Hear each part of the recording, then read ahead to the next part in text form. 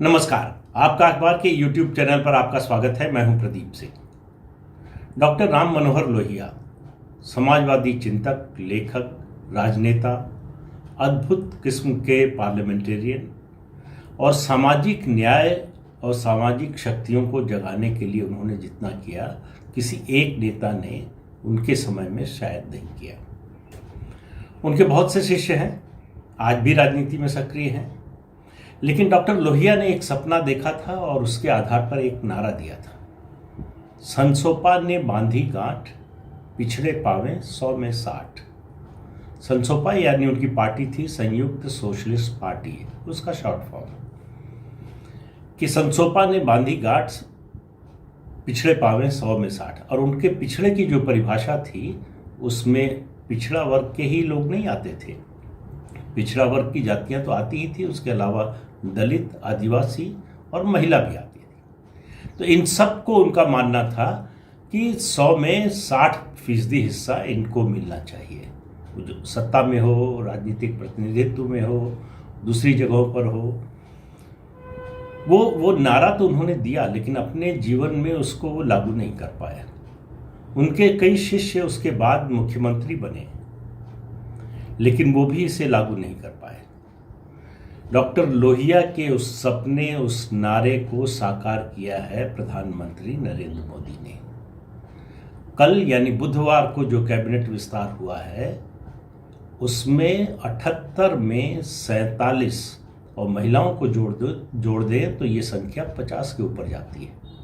उसमें महिलाएं, पिछड़ा वर्ग के लोग, दलित समाज के लोग, आदिवासी, इन सब को मिला दें तो उनकी संख्या 50 के ऊपर जाती है।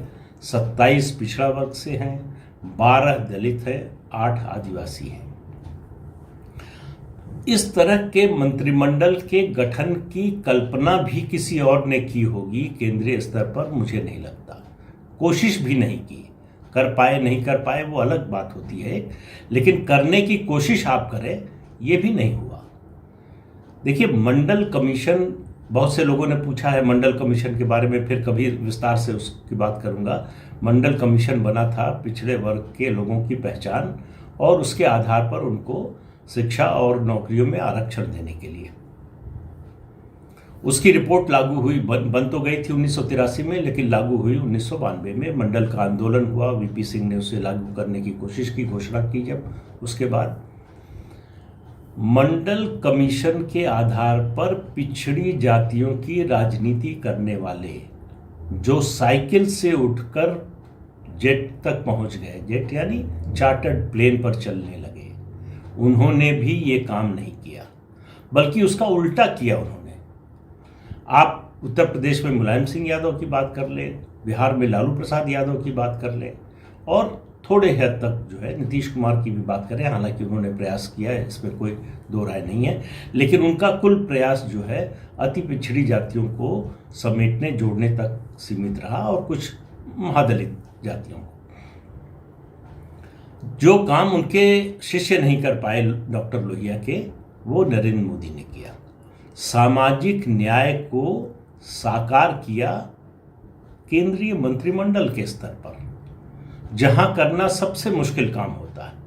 हर छोटी जाति, छोटी मैं जब कह रहा हूं तो संख्या की दृष्टि से छोटी, हर छोटी जाति के समूह को प्रतिनिधित्व देने और सत्ता में हिस्सेदारी देने। देखिए, आप वोट लें और सत्ता की बारी आए तो कहें चलिए खिसकिए, ये अब चलने वाला नहीं है। जिस तरह से जागरूकता बढ़ रही है, लोगों में अपने अधिकार के प्रति चेतना बढ़ रही है, उसमें ये संभव नहीं है। तो नरेंद्र मोदी ने जो कल किया वो मेरी नज़र में अभूतपूर्व काम है, लेकिन वो एक हिस्सा है मंत्रिमंडल विस्तार का।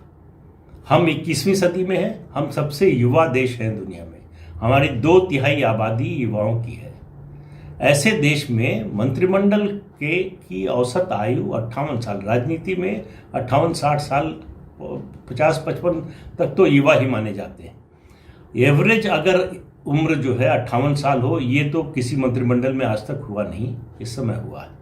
ये शुरुआत है, ये अंत नहीं है। तो ये आगे बढ़ने वाला। सबसे युवा मंत्री हैं पश्चिम बंगाल के निशित प्रामाणिक, जो राजवंशी समूह से आते हैं और 35 साल सिर्फ उम्र है उनकी। तो इससे आप अंदाज़ा लगाइए, सबसे बड़ा मंत्रालय, आप सीसीएस को छोड़ दें, कैबिनेट कमेटी ऑन सिक्योरिटी जो होती है सरकार की सबसे बड़ी और सबसे पावरफुल कमेटी होती है, जिसमें प्रधानमंत्री होते हैं, गृह मंत्री होते हैं, रक्षा मंत्री होते हैं और वित्त मंत्री, उसको छोड़ दें तो सबसे बड़ी जिम्मेदारी जिसको मिली है वो है अश्विनी वैष्णव। रहने वाले मूल रूप से राजस्थान के हैं, उड़ीसा कैडर के आईएएस ऑफिसर थे, आईआईटी कानपुर से बीटेक और एमटेक किया है इलेक्ट्रॉनिक्स इंजीनियरिंग में, उसके बाद आईएएस बने हैं, फिर उन्होंने अमेरिका के वॉर्टन से जो है एमबीए की डिग्री ली है, कॉरपोरेट सेक्टर में गए आईएएस छोड़कर, अपना एक उद्योग शुरू किया, और जब आईएएस थे उड़ीसा में, जब तैनात थे, डीएम थे, डिजास्टर मैनेजमेंट में उनका रिकॉर्ड बहुत अच्छा रहा, बड़ी तारीफ हुई है। उसके अलावा प्राइवेट पब्लिक पार्टनरशिप के प्रोजेक्ट्स पर उनकी जो दृष्टि है उसकी प्रशंसा हुई।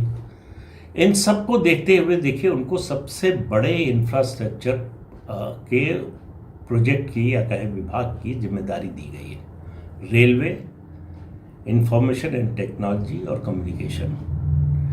ये इस देश को आगे, इस देश के विकास को आगे ले जाने में सबसे बड़े औजार साबित होंगे, सबसे बड़ी जो है ये इनकी भूमिका होगी। वो ऐसे व्यक्ति को दिया गया है जिसे आप डोमेन एक्सपर्ट कह सकते हैं। वो सीमेंस की जो लोकोमोटिव कंपनी है उसमें काम कर चुके हैं बड़े पद पर, तो रेलवे के काम को समझते हैं, और उनकी उम्र सिर्फ 50 साल। आप इससे लगाइए अंदाजा कि प्रधानमंत्री नरेंद्र मोदी के मन में, उनके दिमाग में चल क्या रहा होगा जब ये सब ये एक्सरसाइज मैंने कल भी कहा था, आज भी कह रहा हूँ कि छोटी नहीं होगी। परसों मैंने जब संभावना पर बात की थी तब कहा था कि पीढ़ी परिवर्तन और सामाजिक न्याय पर जो है अति पिछड़ों और दलितों को प्रतिनिधित्व देने पर जोर रहेगा मंत्रिमंडल विस्तार में, और वो बात सही साबित हुई है। लेकिन उससे बड़ी बात, गवर्नेंस की एक नई इबारत लिखने की कोशिश हुई है, मंत्रालयों में सिनर्जी। अब मैंने रेलवे, आईटी और कम्युनिकेशन की बात की, इसकी सिनर्जी देखिए। हेल्थ और केमिकल एंड फर्टिलाइजर, मतलब दवाओं का प्रबंध आयुष औषधि केंद्रों से पेंडेमिक के दौरान, उससे पहले भी जिस तरह से अभी जो स्वास्थ्य मंत्री बने हैं मंडाविया, उन्होंने जिस तरह से किया उसका पुरस्कार उन्हें मिला है। हेल्थ और उसको जोड़ दिया गया है, दवाओं को स्वास्थ्य से अलग रखकर नहीं देखा जा सकता। एजुकेशन और स्किल डेवलपमेंट, वो दोनों एक व्यक्ति के पास होना चाहिए, एक जो है सिनर्जी होना चाहिए, सिनर्जी से एनर्जी। मंत्रिमंडल में काम जो हो वो अलग अलग विभाग जो जिस तरह से जुड़े, इसी तरह से पब्लिक एंटरप्राइजेस डिपार्टमेंट था जो हैवी इंडस्ट्रीज में था, जिसके अंदर 36 पीएसयू आते हैं, उनको फाइनेंस मिनिस्ट्री से जोड़ दिया गया। तो इस तरह के बहुत से काम किए गए हैं, मंत्रालयों को में एक सिनर्जी बिठाने की कोशिश हुई है।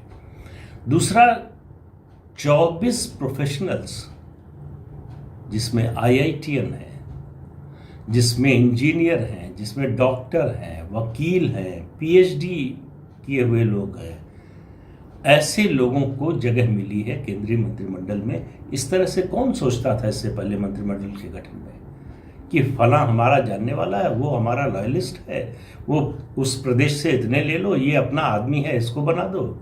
इससे ज़्यादा कुछ नहीं सोचा जाता। इस मंत्रिमंडल के विस्तार के जरिए, गठन के जरिए नरेंद्र मोदी भविष्य की भाजपा बनाने की तैयारी कर रहे हैं। उसका ये रोड मैप है, उसकी शुरुआत है। ये कोई इत्तेफाक नहीं है कि अटल बिहारी वाजपेयी के मंत्रिमंडल के सिर्फ 2 सदस्य इस 78 में हैं, राजनाथ सिंह और मुख्तार अब्बास नकवी। इसके अलावा सब नए लोग हैं। अब आप देखिए जो उन्होंने किया है उसके दूरगामी नतीजे देखिए। सब लोग जोड़कर देख रहे हैं कि 22 में उत्तर प्रदेश का चुनाव है, पंजाब का है, तो उत्तराखंड का है, फिर गोवा है, फिर हिमाचल और गुजरात का चुनाव है, उसके बाद फिर मध्य प्रदेश, राजस्थान, छत्तीसगढ़। इस तरह से चुनावों का सिलसिला 22, 23, 24 लगातार है कि 24 की तैयारी कर रहे हैं लोकसभा की। अगर आप इस दृष्टि से देखते हैं, सिर्फ इस दृष्टि से देखते हैं, तो आप नरेंद्र मोदी को नहीं समझते हैं। वो नज़दीक का नहीं देखते, वो दूर की सोचते हैं, दूर की प्लानिंग करते हैं, उसके हिसाब से काम करते हैं, नज़दीक में उसका फ़ायदा होता है। हम ये नहीं कह रहे कि वो उनकी नज़र में 22 नहीं है या उत्तर प्रदेश नहीं है या 23 के जो जिन राज्यों में विधानसभा चुनाव होने वो नहीं है या 24 लोकसभा उनकी दृष्टि में नहीं है, निश्चित रूप से है, महत्वपूर्ण है, लेकिन वो उससे बड़ा सोच रहे हैं। आप देखिए, पहले कार्यकाल में उन्होंने 5 साल जो है बड़ी निराशा हुई, जो बीजेपी का कोर वोटर था, कि कुछ नहीं किया उन्होंने, 370 पे कुछ नहीं किया, राम जन्मभूमि पर के मुद्दे पर कुछ नहीं किया। तो उन्होंने कब किया? जम्मू कश्मीर से 370 और 35A हटाने का फैसला जब दूसरा टर्म आई 2019 में जीते, तो ऐसा नहीं है कि उससे पहले उनके पास संसद में इसको पास कराने का इंतज़ाम नहीं हो सकता था, हो सकता था, लेकिन बात उसकी नहीं है। जब आलोचना विपक्ष कर रहा था कि विदेश घूमते रहते हैं, कौन सा देश बच गया है जहाँ नहीं गए हैं, तब प्रधानमंत्री घूम घूम कर, बहुत से और काम थे, ये भी इंश्योर करते रहे कि भारत सरकार ऐसा कोई फैसला ले तो विदेशों से उसके विरोध की आवाज़ न उठे, खास तौर से जो इस्लामी देश है।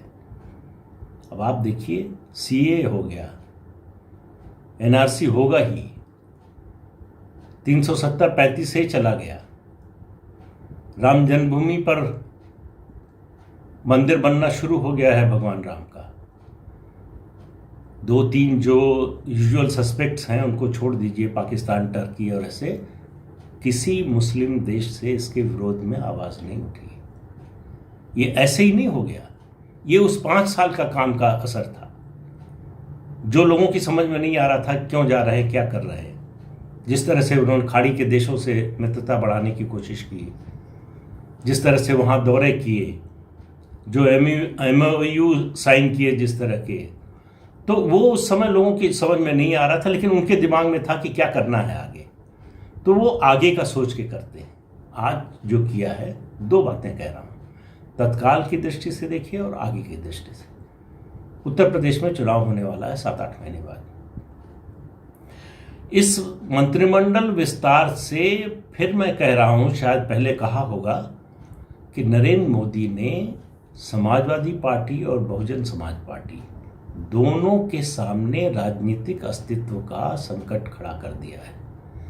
इसके बाद समाजवादी पार्टी के अखिलेश यादव के लिए कठिन नहीं, लगभग असंभव होगा अति पिछड़ी जातियों को जोड़ने की कोशिश या उसमें सफलता की उम्मीद। इसी तरह मायावती के लिए, बहुजन समाज पार्टी के लिए, गैर जाटव दलितों को जोड़ना पहले से बड़ी टेढ़ी खीर बन जाएगी अब मायावती के लिए।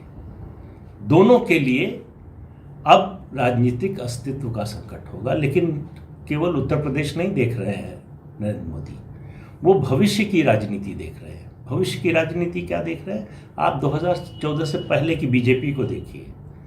बीजेपी बढ़ती थी, उसका जो है उफान आपको दिखता था जब कोई भावनात्मक मुद्दा आता था, तब अचानक बीजेपी का समर्थन बढ़ जाता था। फिर उसके बाद ये होता था कि समर्थक तो रहते थे, वोटर कम हो जाते थे। नरेंद्र मोदी इस बात को समझ रहे थे कि कोई स्थायी जो है समर्थक वर्ग और जो ग्रुप को समर्थन का आधार होता है वो नहीं है। जैसे 1977 से पहले तक कांग्रेस पार्टी का था, दलित, ब्राह्मण और मुसलमान, ये कोर ग्रुप था, ये समर्थन का। इसमें और उम्मीदवार की जाति, मुद्दा और बाकी चीज़ें मिलती थी, विनिंग कॉम्बिनेशन मिलता था। भाजपा के पास ऐसा नहीं था। वो 2014 में नरेंद्र मोदी, अमित शाह ने उत्तर प्रदेश से जो सोशल इंजीनियरिंग शुरू की, उसका नतीजा 2014 के लोकसभा में दिखा, 2017 के उत्तर प्रदेश विधानसभा के चुनाव में दिखा, फिर 2019 के लोकसभा चुनाव में दिखा। और इसको वो और मजबूत करना चाहते हैं, वो देश की राजनीति को ही बदल देना चाहते हैं। भारतीय जनता पार्टी का जो भावनात्मक मुद्दों पर उसकी निर्भरता है, उसको वो खत्म करना चाहते हैं कि कोई भावनात्मक मुद्दा हो न हो। पार्टी के मत प्रतिशत पर उसका ऐसा असर न पड़े कि उसे हार का सामना करना पड़े। और मैं दावे के साथ कह रहा हूं, आप सभी पार्टियों का विवेचन कर लीजिए, समीक्षा कर लीजिए, कोई पार्टी इस दृष्टि से नहीं सोच रही है। जो जातियों के नेता हैं, जाति के बल पर पहुंचे हैं ऊपर तक, उनके लिए भी संकट है। और इस मंत्रिमंडल विस्तार में आगे की योजना की बात करें राज्यों के हिसाब से, महाराष्ट्र में नारायण राणे का मंत्री बनना, केंद्र में नारायण राणे मराठा है, मराठाओं का बड़ा असर है महाराष्ट्र की राजनीति पर, प्रभुत्व है। शरद पवार उसी आधार पर राजनीति करते हैं। कोंकण का इलाका है जो शिवसेना का सबसे ज़्यादा प्रभाव वाला इलाका है, बंबई के बाहर। नारायण राणे वहीं से आते हैं। तो ये तैयारी है 2024 में, या विधानसभा का चुनाव अगर उससे पहले होता तो विधानसभा का चुनाव में भी भाजपा अकेले लड़ेगी। इस शिवसेना को संदेश है, शिव सैनिकों के लिए भी संदेश है कि आने वाले दिन आपके लिए बुरे साबित होने वाले हैं। भारतीय जनता पार्टी से बिगाड़ करके आपने अपना नुकसान किया है, ये उद्धव ठाकरे को संदेश है। संदेश जो पार्टियां साथ आ रही हैं, एनडीए में शामिल हो रहे हैं, उनके लिए भी है। अब 2-3 उदाहरण आपको देता हूं। चंद्रबाबू नायडू 2019 के चुनाव से पहले नाराज हो गए। उनको लगा कि वाजपेयी जी वाला जमाना है, नाराज होंगे, मनाया जाएगा, जो कहेंगे मान लिया जाएगा। उनको समझाया गया कि ये नहीं हो सकता है। फिर उन्होंने कहा कि देखिए, हमको अलग हो जाने दीजिए, हमारे लिए मुस्लिम वोट नहीं, हमको नहीं मिलेगा अगर आपके साथ रहेंगे। ये वो ठीक है, अलग हो जाइए, 2 काम मत कीजिएगा। प्राइम मिनिस्टर के खिलाफ कोई पर्सनल अटैक उन पर मत कीजिएगा, और पार्टी के खिलाफ इस तरह का कोई काम मत कीजिएगा कि उसके विरोधियों को फायदा हो। आपको फायदा हो रहा हो, ठीक है। निकलते ही उन्होंने दोनों काम किया। हालत ये हुई कि आज चंद्रबाबू नायडू की पार्टी को आंध्र प्रदेश में आपको टॉर्च लेकर खोजना पड़ेगा। ये स्थिति हो गई। अब लौटना चाहते हैं, कोई बात करने को तैयार नहीं। चंद्रबाबू नायडू, आपको जानकर आश्चर्य होगा कि आंध्र प्रदेश में हिंदुत्ववादी पार्टी जैसे हो गए हैं। वो धर्मांतरण के खिलाफ अभियान चला रहे हैं कि लोगों को जबरन जो है क्रिश्चियन बनाया जा रहा है। ये बीजेपी नहीं कर रही, चंद्रबाबू नायडू और उनकी पार्टी तेलुगु देशम पार्टी कर रही है। अकाली दल, किसान आंदोलन के मुद्दे पर 3 कृषि कानूनों पर बहुत समझाया गया कि मत जाइए, ये किसानों के हित का कानून है। नहीं माने अकाली दल के लोग, उनको लगा कि उनकी बात मान ली जाएगी, सरकार झुक जाएगी, नहीं झुकी। नीतीश कुमार 2019 में सरकार में शामिल नहीं हुए कि हमको 5 मंत्री बने हैं बिहार से भाजपा के, हमारे भी 5 बने हैं, हम नहीं तो हमको सामाजिक समीकरण बिठाने में अपना दिक्कत होगी, नहीं शामिल हुए। शपथ ग्रहण समारोह में भी नहीं शामिल हुए। नाराजगी दिखाई, नहीं सुना गया। अब उन्हें लगा कि अब जो है शायद मान जाएंगे, अब भी नहीं सुना गया। उसी स्थिति में आए, जो 19 में दिया जा रहा था वही 21 में मिला, उससे ज्यादा नहीं मिला। इसी तरह से अनुप्रिया पटेल को देखिए, कैबिनेट मांग रही थी 19 में, नहीं मिला, अब स्टेट मिनिस्टर बनकर आई। ओम प्रकाश राजभर रोज जो है फीलर भेज रहे हैं कि ये कर दीजिए तो आ जाए, वो कर दीजिए तो आ जाए, कोई बात नहीं कर रहा है। डॉक्टर संजय निषाद, उनको साथ लेना चाहती थी बीजेपी, डिप्टी सीएम की मांग करने लगे, धमकी देने लगे, नहीं तो विरोध में चले जाएंगे, नहीं बात हुई। तो एक बड़ा सीधा संदेश है एलाइज के लिए, आप साथ आएं, साथ मिलकर काम करें, स्वागत है। लेकिन दबाव डालकर, धमकी देकर कुछ करवाना चाहेंगे तो नहीं होगा। हमारा नुकसान हो रहा हो तब भी नहीं होगा। ये संदेश है इस मंत्रिमंडल के विस्तार का। मंत्रियों के लिए भी संदेश है, मतलब पार्टी के नेताओं के लिए भी, कि कोई इंडिस्पेंसिबल नहीं है, कोई इस गलतफहमी में न रहे कि उसके बिना काम नहीं चलेगा, उसको कोई हाथ नहीं लगा सकता, हटा नहीं सकता। बड़े मंत्री हटा दिए गए और कुछ लोगों को संदेश दिया गया है। नितिन गडकरी, लगातार वजन कम किया जा रहा है उनका। 19 में पहले किया गया, शिपिंग ट्रांसपोर्ट उनसे ले लिया गया, केवल हाईवेज और ट्रांसपोर्ट मिनिस्टर थे, उसके साथ एमएसएमई दिया गया, इस बार वो भी ले लिया गया, सिर्फ हाईवेज और ट्रांसपोर्ट के मंत्री हैं। स्मृति ईरानी पहली बार मंत्री बनी, सीधे कैबिनेट मिनिस्टर बनाया गया। सबसे इम्पोर्टेंट मतलब कम से कम बीजेपी आरएसएस की दृष्टि से एचआरडी मिनिस्ट्री मिली, शिक्षा मंत्रालय मिला। जो उन्होंने किया उससे इतनी ज़्यादा निराशा हुई कि अगर वो अमेठी का चुनाव जीतती नहीं तो शायद इस बार मंत्री नहीं बनती। उनके पास 2 मंत्रालय थे, एक कर दिया गया। पीयूष गोयल अच्छे मंत्री हैं, एफिशिएंट है, यंग है, पसंद करते हैं पार्टी में भी सरकार में भी लोग, लेकिन जल्दी में रहते हैं, अति महत्वाकांक्षी हैं। वित्त मंत्री बनने की इतनी जल्दी थी, उसके लिए इतना कुछ किया कि वहां से नंबर कट गया। शायद बन गए होते 2019 में, नहीं बन पाए। अब रेलवे ले लिया गया है, हालांकि अब भी तीन विभाग हैं उनके पास, लेकिन फिर भी उनको एक ये मैसेज है कि अब भी सुधर जाइए। इन सब लोगों को मैसेज है, बड़े छोटे हर मंत्री के लिए है कि काम करोगे प्रमोशन मिलेगा। 7 लोगों को प्रमोशन मिला है, 12 लोग बाहर गए। तो कोई मुरव्वत नहीं है, कोई रिश्तेदारी नहीं है, कोई वफादारी नहीं है। आप हमारे वफादार हैं, प्रधानमंत्री के वफादार हैं, गृह मंत्री के वफादार हैं, इससे कोई फर्क नहीं पड़ता है। आप पुराने हैं, इससे भी कोई फर्क नहीं पड़ता। सरकार बनाने का मौका मिला है, चलाने का मौका मिला है कि परफॉर्म करें, लोगों के लिए काम करें, वही आपको करना है। उससे इतर कोई आपकी प्रायोरिटी नहीं होनी चाहिए। तो कुल मिलाकर इस मंत्रिमंडल विस्तार को आप सिर्फ मंत्रियों की संख्या बढ़ने या कुछ लोगों को विभाग मिलने, कुछ लोगों के बाहर जाने के रूप में मत देखिए। इसको भारतीय राजनीति में और भारत में गवर्नेंस के मोर्चे पर हो रहे बड़े बदलाव के रूप में देखिए। और ये सिलसिला शुरू हुआ है, ये आखिरी नहीं है, ये आगे बढ़ने वाला है। नरेंद्र मोदी के मन में क्या है किसी को पता नहीं है, लेकिन जब हो जाता है तब पता चलता है कि वो क्या सोच रहे थे। तो ये मानकर चलिए कि वो 2022, 23, 24 तक उनकी सोच सीमित नहीं है, उससे बहुत आगे की बात सोच रहे हैं। आज के अंक में बस इतना ही। अगले अंक में फिर मिलेंगे किसी नए मुद्दे के साथ। तब तक के लिए इजाज़त दीजिए, नमस्कार। हाँ, जाते जाते आपको ये याद दिला दें कि इस चैनल को देखिए, शेयर कीजिए और अगर आपको पसंद आता है तो सब्सक्राइब भी कीजिए।